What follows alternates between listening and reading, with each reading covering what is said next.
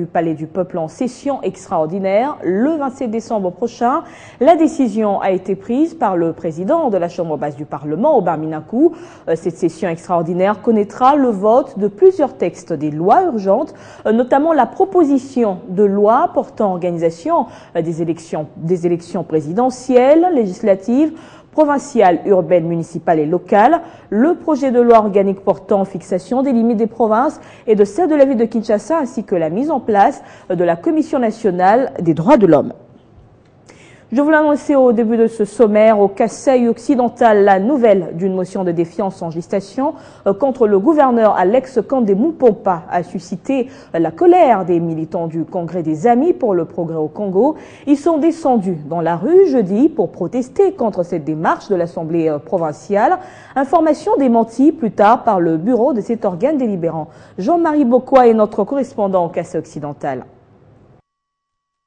La ville de Kananga a connu ce jeudi une ambiance toute particulière, causée par la marche pacifique des protestations des femmes, à majorité du Congrès des Alliés pour l'Action Congo 4, parti politique. Des centaines de femmes, parties de la place de l'Indépendance, qui sont passées par le Capitole, siège de l'Assemblée provinciale du Kasaï occidental, avant de chuter devant les bâtiments administratifs dans la commune de Kananga. Ils entendaient par cet acte s'opposer à une éventuelle motion de défiance qui serait initiée contre le gouverneur Alex Kandé par l'Assemblée provinciale du Kasaï occidental. Nouvelle propagée par une rumeur faisant état d'une motion de défiance en gestation contre l'actuel gouverneur du Kasaï occidental et qui aurait déjà récolté une vingtaine de signatures. Toutes les tentatives pour obtenir la réaction du président de l'organe délibérant provincial à ce sujet sont demeurées sans succès. Seulement, le vice-président de l'Assemblée provinciale, Daniel Bailly, qui a répondu aux questions de la presse, précise que le bureau de cet organe délibérant n'a jusque-là pas reçu une quelconque motion de défiance contre le gouvernement des provinces. Précisons que l'Assemblée provinciale du Kasaï occidental devrait avoir une plénière ce vendredi consacrée à l'adoption du projet du budget pour l'exercice 2015. De Kananga, Jean-Marie Bokwa. Le dialogue social à Béni, les travaux prennent fin ce vendredi. D'après le président de la société civile du Nord Kivu, qui préside ces assises, les 2 premiers jours étaient essentiellement dominés par les discussions en groupe de travail. Les participants ont cherché à identifier les auteurs des massacres de Béni. Et Thomas Dakamouiti précise que ce dialogue ne sera pas sanctionné par les recommandations, mais plutôt une série d'engagements individuels. Et nous sommes en ligne avec lui. Alors Thomas Dakamouiti, bonjour d'abord. Est-ce qu'on peut savoir en quoi consistaient les travaux des 2 premiers jours de ces assises? Les 2 premiers jours, comme nous l'indique le programme, il est question d'identifier les auteurs des massacres qui se répètent à Béni. Et ce sont IF ou les alliés. Ça a été fait dans un groupe de travail. Donc, on a identifié 5 grands problèmes. Les problèmes des tueurs, les problèmes des FARDC, la présence de la MONUSCO, le leadership politique. Voilà, on a essayé d'identifier les 5 thématiques, les 5 problématiques. Et les 5 problématiques ont été traitées par 5 groupes de travail. Et aujourd'hui, on est en plénière pour essayer de recevoir les rapports de chaque groupe. Et les après-midi d'aujourd'hui, on sera consacré à revoir ce qui a été identifié comme problème, auteur et tout, acteur. L'après-midi, on va devoir réfléchir sur comment sortir de cette crise, comment sauver la population de Béni. Quelles sont les actions qu'il faut mener pour que ce genre de barbarie puisse s'arrêter tout de suite. Voilà un peu, et demain, les après-midi, on va procéder par la clôture officielle de l'activité en termes d'engagement personnel, d'engagement individuel et pourquoi pas d'engagement collectif. Alors, dernière question, Thomas Dakin, vous êtes là à l'étape de la mise en commun qui culminerait certainement par des recommandations. Quel constat se dégage des discussions avant les conclusions finales? Non, il faut corriger. Nous n'allons pas formuler des recommandations puisque souvent les recommandations formulées n'aboutissent à rien. Vous recommandez que tel fasse ceci, il reçoit la recommandation, mais il se dit en quoi cela m'engage. nous avons plutôt réfléchi en termes d'engagement personnel, d'engagement individuel, d'engagement de groupe. Par exemple, nous sommes avec les députés nationaux. Ils peuvent s'engager à dire voici pour tel problème, nous nous engageons à faire ceci auprès de tel ou tel. Par exemple, nous avons les chefs coutumiers, ils peuvent s'engager à dire nous allons rencontrer les fils, les brebis galeuses qui sont parmi nos populations. Il y a les acteurs de la société civile qui peuvent s'engager à dire nous allons chaque fois tirer la sonnette d'alarme pour essayer de faire le suivi des différents engagements. Et donc, c'est ce qui nous reste. Mais jusque-là, on ne peut pas vous dire que l'engagement...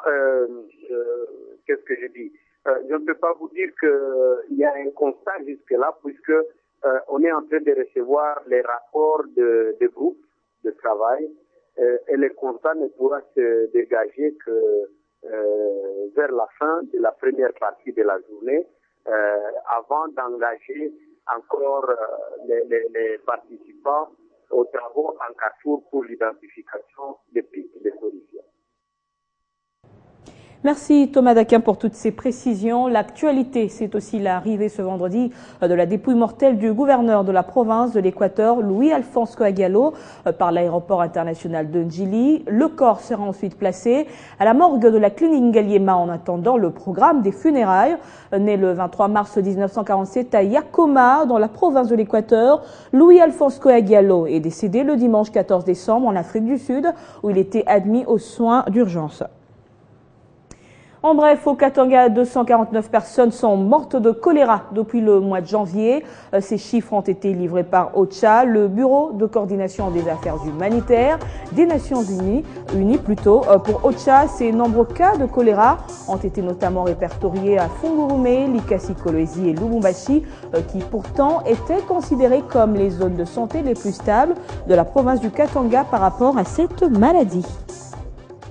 Parlons toujours santé cette fois avec la visite du secrétaire général des Nations Unies, Ban Ki-moon, qui est au Libéria.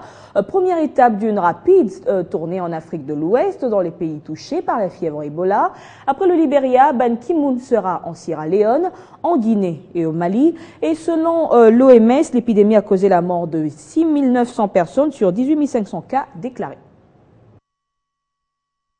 Avec près de 2300 morts, l'épidémie d'Ebola n'a jamais paru aussi hors de contrôle en Afrique de l'Ouest.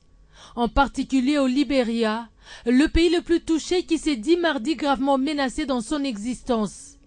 Et l'arrivée des Ban Ki-moon est un symbole pour ce pays qui n'a pas assez d'infrastructures, de capacités logistiques, d'expertise professionnelle et des ressources financières pour faire face à l'épidémie de manière efficace. Le secrétaire général des Nations Unies est sur terrain pour rencontrer les personnes qui accomplissent leur mission dans la zone infectée. Au Libéria, des progrès ont été réalisés, mais le danger d'un nouveau pic d'Ebola n'est pas à écarter. Le risque le plus important engendré par cette relative amélioration est une baisse de la vigilance. Ban Ki-moon vient saluer le courage de ses équipes et le sacrifice des personnels de santé locaux qui ont payé un très lourd tribut au début de l'épidémie. L'après-Ebola et la remise sur pied des systèmes sanitaires doivent déjà être envisagés, mais cela ne sera pas le plus simple. Après le Libéria, Ban Ki-moon sera en Sierra Leone, en Guinée et au Mali. On prend le large dans ce journal, l'ouverture ce vendredi à Antananarivo du sommet des présidents malgaches. Il sera question au cours de ces assises de trouver des mécanismes pour la mise en œuvre du processus de réconciliation nationale. Ce sommet à huis clos connaîtra la participation de 5 chefs d'État. C'est ici à Ivato, cité située en périphérie d'Antananarivo, que s'ouvre le sommet des chefs d'État malgaches.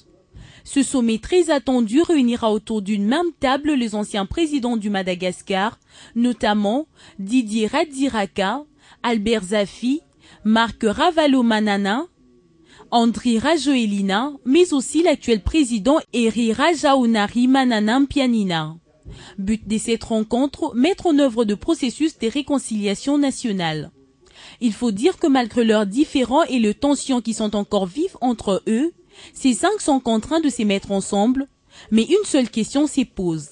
S'agit-il aujourd'hui de réconcilier deux personnalités ou bien de faire la lumière sur les événements politiques?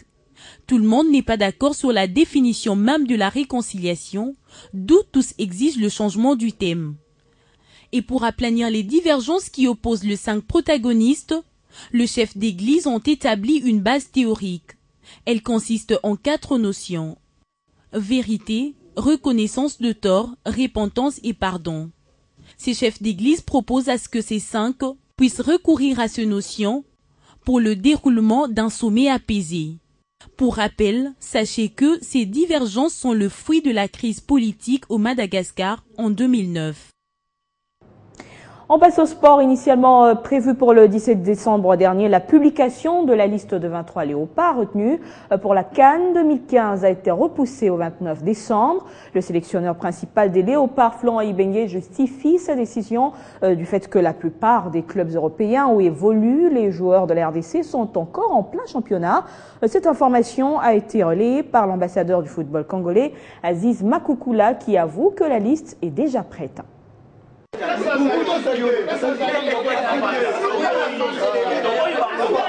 Une atmosphère de gradin, un débat houleux à la sortie d'Aziz Makoukoula après son passage à la matinale. C'est cette ambiance qui a régné ce vendredi à Télé 50. C'est bien sérieux, les Congolais très attachés à leur équipe nationale attendent avec impatience cette fameuse liste des 23 léopards. Mais l'ambassadeur du football congolais, lui, est resté serein. Le coach nous réserve des surprises. C'est à lui qui revient la dernière décision. Évidemment, le coach, sûrement, il aura des surprises à annoncer au peuple congolais dans sa liste. Donc, je pense qu'il doit toujours avoir du nouveau. Et là, il est en train de bosser dur. L'homme, il dort pas. Il se prépare pour réellement nous annoncer la liste et on est tous en train d'attendre. Le coach devait déjà annoncer, mais on a eu quelques difficultés par rapport à quelques joueurs au niveau international, parce que leurs équipes compliquent un peu par rapport à leur libération. Mais je pense qu'on est dans le bon chemin et très bientôt vous allez déjà voir la liste. Et à la Coupe d'Afrique des Nations en Guinée équatoriale 2015, les léopards de la RDC évolueront dans un groupe assez relevé, accompagné de la Tunisie, de la Zambie et du Cap-Vert. Il faudra que l'effectif de Florent Ibenge Ikwangé soit prêt pour la bataille. Et qu'en est-il alors des Trésors Mputu, Mbokani, Matumona et autres? Makoukoula répond. Je pense que c'est important de mettre quelque chose au clair. Les Mputu, les Roum, les Mbokani, c'est des gens qui ont réellement prouvé ici. J'ai que plein de respect pour ce joueur. Et ces gens qui ont prouvé leur qualité et leur valeur. Donc on ne peut même pas discuter par rapport à ce joueur. Donc si le coach accepte de le prendre en équipe nationale, il ne faut même pas douter de quoi que ce soit. La liste de 23 retenus sera donc connue d'ici le 29 décembre prochain. C'est à cette date que les léopards vont débuter également leur stage de préparation au Cameroun, ajoute-t-il. Je crois que le coach il a bien réfléchi par rapport à la date qu'il a mis le 29, donc ça servira pour une très bonne préparation pour pouvoir aller défendre notre pays dignement. 12 jours donc sont accordés au patron du staff technique congolais pour mettre la dernière main à son groupe avant la publication des 23 élus. Et puis dans une bonne dynamique au championnat de l'entente provinciale de football de Kinshasa, le Football Club Renaissance veut bien faire respecter son rang en termes de popularité à Kinshasa et à travers toute la RDC. C'est qui explique son intérêt dans l'augmentation de l'effectif de ses nombreux supporters et membres. Le club quinois n'a pas hésité d'accueillir un nouveau membre dans son effectif. Il s'agit de Wivin Moleka qui a été invité à rejoindre les Verts, Blancs et Oranges, dit Renaissance du Congo. C'est un véritable phénomène qui s'affirme davantage dans le milieu sportif, quoique évoluant encore au championnat de l'entente provinciale de football de Kinshasa. Le Football Club Renaissance bâtit sa renommée sur la capacité de ses supporters à remplir les stades. Et à chacune de ses sorties face à n'importe quel adversaire, Renaissance du Congo draine un monde fou. Ce qui n'exclut pas à d'autres amoureux du football de venir étoffer l'effectif de cette nouvelle équipe. Et Renaissance, c'est avant tout aussi une rencontre des hommes. C'est aussi une rencontre donc des valeurs de Jésus-Christ. C'est pour cela que j'ai répondu à l'appel de papa et que je suis venu adhérer aujourd'hui à Renaissance, d'abord comme un enfant qui vient vers son père. Et cette adhésion est une grande signification pour l'évêque Pascal Moukouna, président de cette équipe, puisque Renaissance est en train de franchir un nouvel cap par rapport à sa réputation et à celle de ses supporters. Équipe de voyous, équipe de ceci. Aujourd'hui, quand vous voyez des grandes personnalités qui comprennent que non, ce n'est pas l'équipe de voyous, ça me fait beaucoup de joie. Toutefois, cette équipe n'est qu'un canal